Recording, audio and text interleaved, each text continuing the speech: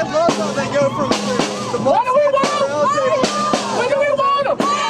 What do we want? Labels! When do we want them? Now! What do we want? Labels! When do we want them? Now! What do we want? Labels! Now!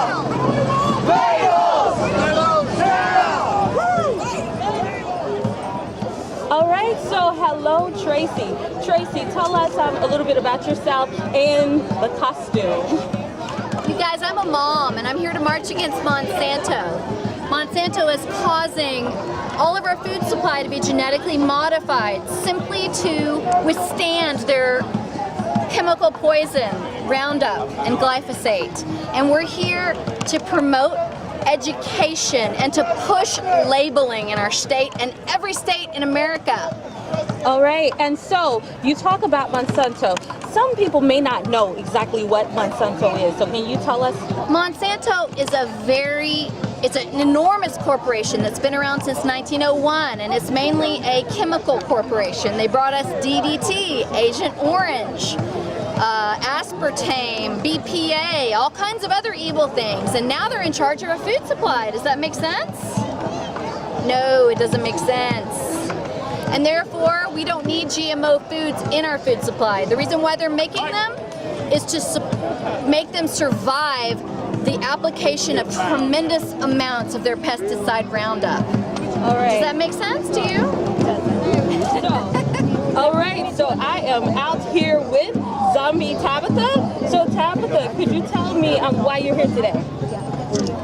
I am here because GMOs and Monsanto and everything that Monsanto is doing is ultimately killing this planet, killing our babies, killing us. It's one of the most heinous crimes against humanity that I've come across in my lifetime. Terminator seed technology, biotech companies, not to mention the freedom that we're going to lose as corporations take over the food supply. I love growing my own food. I love having healthy children and a vibrant planet. And we've got to stop this, absolutely, before we end up like this. Apocalypse, it's here if we don't do something about it. Monsanto has got to go! Heck no, GMO! Monsanto has got to go! Heck no, GMO! Monsanto has got to go! GMO! Monsanto has got to go! Heck no, GMO! Monsanto has got to go! Heck no, GMO! Monsanto has got to go!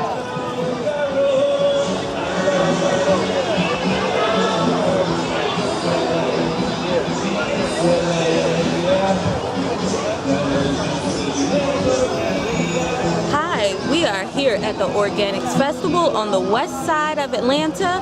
As you can see, there's a lot of fun, music, laughter, and good food, homegrown food. So we're gonna go and see what it's all about.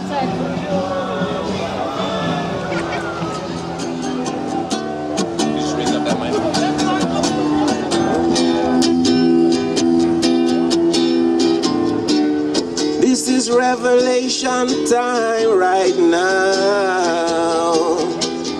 One time, and I know we gonna make it somehow. Giving Jah praises with meditation. One Jah, liberty, and easy as that battle won.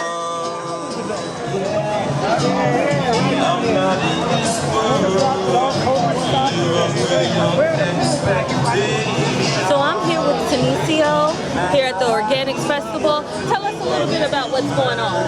Well, you know, this is the 11th annual Organic Festival, which of course is put on by Habesha Incorporated. Habesha is actually an organization that primarily deals with youth education.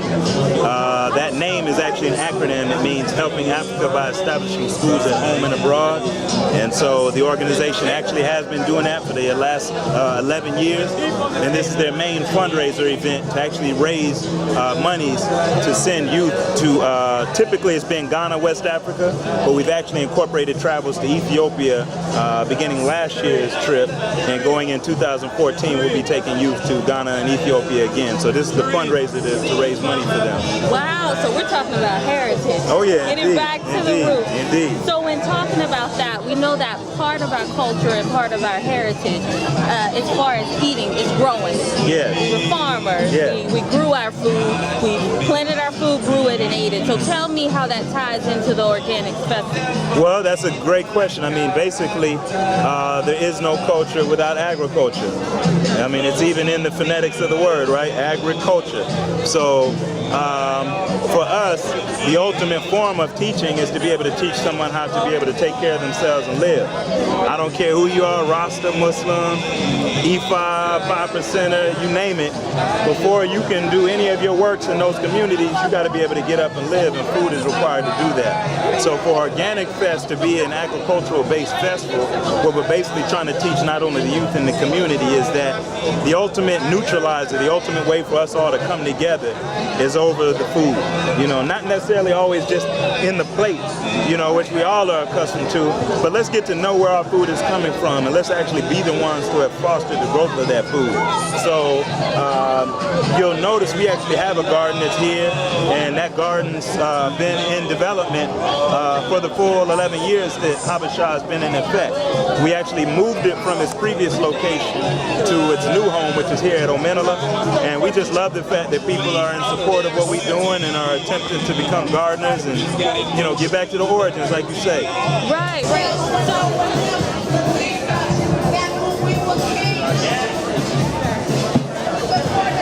So we have here Mama Damonto. Did I say that correct? Yes. All right. And I wanted you to tell us, I was specifically pointed in your direction to say this is who you need to talk to, and about the Collard Green Festival. So can you tell us a little bit about that and what you do? Okay, I'm a former principal out of East Palo Alto, California, where the Collard Green Festival started in 1998 as a fundraiser for the school. And we decided to come up with this product called Collard Green Ice Cream. And it's been around since 1998.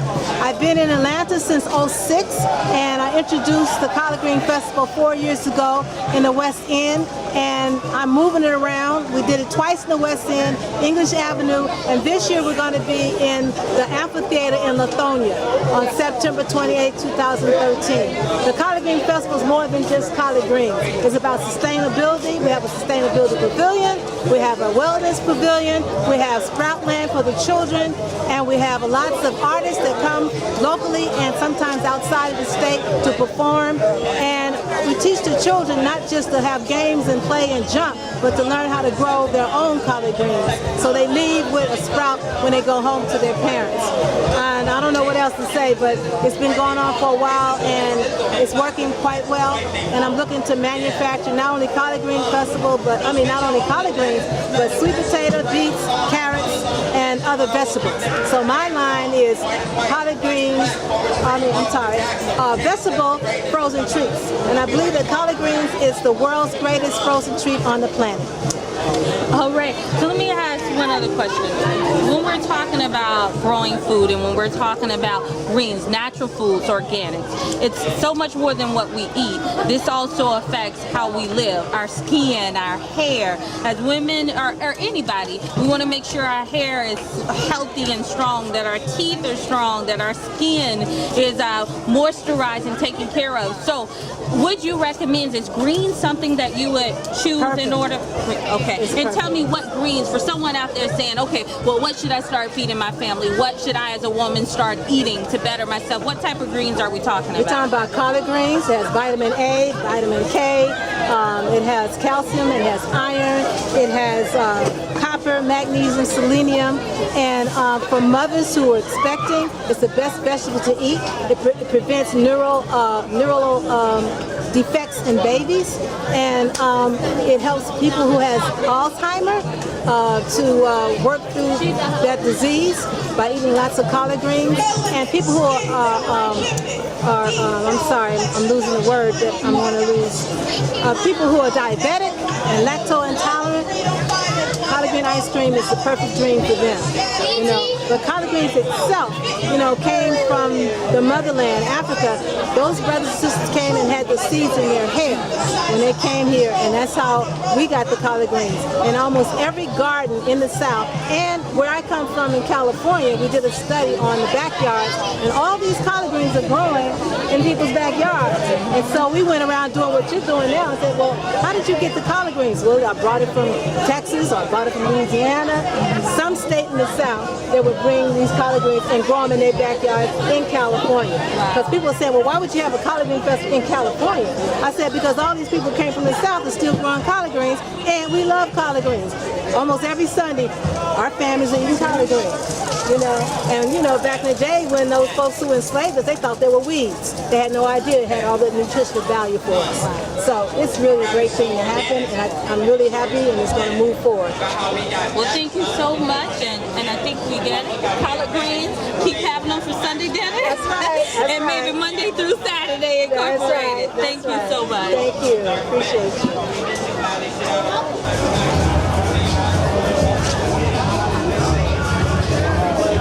Okay, so Charles, tell me a little bit about Fresh to Health.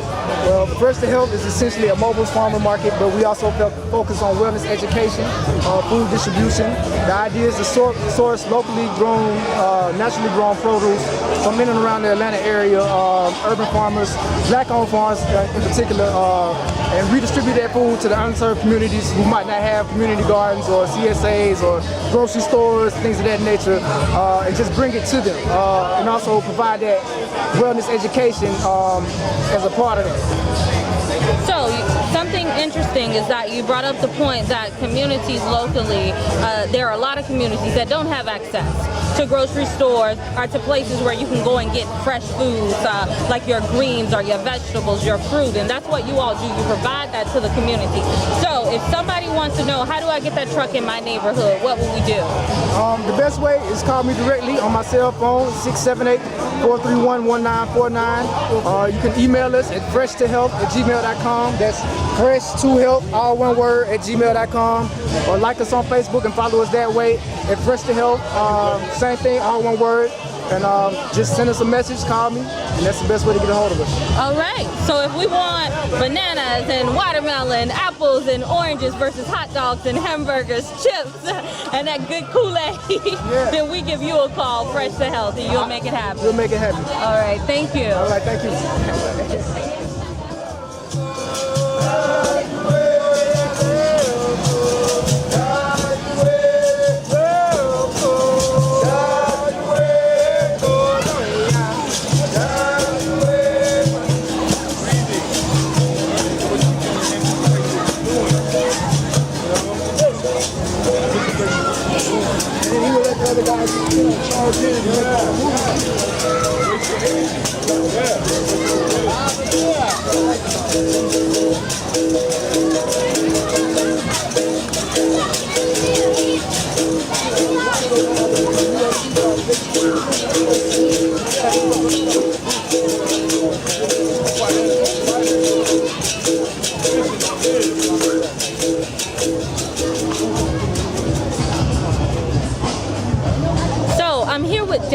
Deborah, ever since I've known you, which has been a couple of years now, I believe, or close to that, you've talked about healthy eating, organic foods, you know, versus processed foods, what the benefits are. So tell me a little bit about, first of all, GMOs, why that is so unhealthy, and then the alternative to that. Okay. All right, what GMO means is genetically modified organism. And basically what they've done is they've taken the seed, and it's mainly, when I say they, I mean the chemical industries, Monsanto being probably the worst violator. They've taken a natural seed from nature and they've combined it with some other seed or animal. Okay, so what you've gotten is, you know, maybe they wanted to extend the longevity of an item instead of it spoiling at a regular time that it normally would in nature if it was natural. Now it has a longer shelf life. But what happens is your body processes it as a foreign body. Okay, so when you eat a GMO, your body doesn't know what to do with it. You know, it ends up getting locked up in your body, and a lot of times it can make you sick. A lot of people are allergic to a lot of the things that are GMOs, and they may not be allergic to an apple, but if it's a GMO, they may be allergic to it. And a lot of it, and the consequences of a lot of that is people don't know, not enough research has been done. So the long-term effects of GMOs at this time is not known. So, but a lot of sicknesses and illnesses, a lot of the increases in diseases have coincided with the bringing forth of a lot of the GMOs in the market. Okay, so now we had a better understanding for those that didn't know of what happens to that seed. So you mentioned just an apple. So if we grow an apple at home in our yard in the trees, we basically know that's an apple. Right. What you're saying is if we go to the store and we get an apple, that may be an apple, not all the time, but when we're talking about GMOs, that may be an apple that's mixed with another type of seed or something else into it that wasn't natural. Partially. Part of it is the seed itself can be a GMO. So even if people go to the store and buy seed, it could still be a GMO seed. So they, if they buy the packets of seeds and they have organic on it, then chances are, or heirloom is another one, either organic or heirloom seeds. But if they just buy a regular pack of seeds from the store and it doesn't have one of those things on, chances are it's going to be a GMO. And also with GMO is the killer seed. Okay. is what they'll have, what they call a killer seed or suicide seed. Now that, what it is, whatever the product is, whatever it's apple, grapes, whatever it is, if the outcome is seedless, that means that the seed, the GMO process is for the seed to only produce one season, and after one season, the crop is gone. You have to rebuy, and that's what a lot of people in other countries get enmeshed with, is continually having to buy seed. If they convert to this, a lot of times they're sold a bill of goods and say this is a better seed or a more improved seed, and actually what it is a killer seed. So once they get one crop out of it, that's it. And the price of the seed, the fertilizer to keep the seed going, something common in the city is Roundup that kills vegetation. And so it's a combination of a lot of things, but the main thing with the GMO seed is it's not natural, and it's not natural, and it's not perennial. Okay. So eventually, like now we have seedless grapes, seedless watermelons. At the end of that season, you don't have anything, the common person doesn't have any seeds to work with. Now you have to go back and buy some more seeds. So basically, what we need to keep in mind, if we're going to grow at home or we're going to grow our own fruits or wherever, when we're looking at that seed pack, we want to look for organic, and the other thing was heirloom. So organic or heirloom when you want to buy your seeds, and that way we know that it's no GMOs, nothing has been added to it, and we got the best that we could possibly have. Yeah, and also if you eat fruit, if you know, get out of the habit of throwing away the seeds, try to save the seeds and replant them. And chances are, if you have a seed, you can replant it and get a couple more seasons out of it. But yeah, the GMO is looked at as a foreign body. Okay. Thank you. Thank you so much, Deborah. Now we know what we need to do. We've gotten a lot of information today. So go out, get your seeds, plant, grow, and eat well.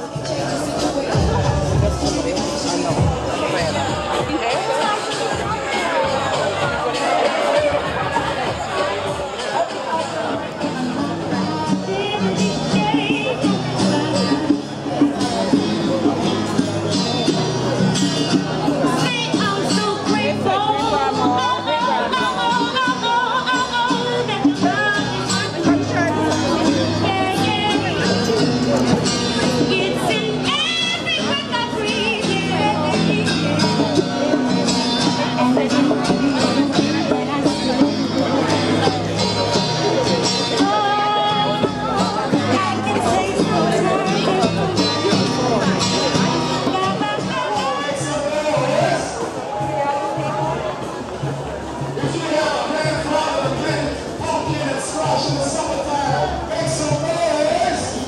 We've been here on the west side of Atlanta at the Organics Festival. We've learned a lot. We've learned everything from what GMOs are, alternative eating, how to grow our own food, what best we can do in order to make sure our families eat healthy and our life is more enriched. So I hope you take what you've learned from this show, share it with friends, families, relatives, just let everyone know, we can get back to a healthy quality of life. You've been watching This Week in Reality. Thank you for tuning in.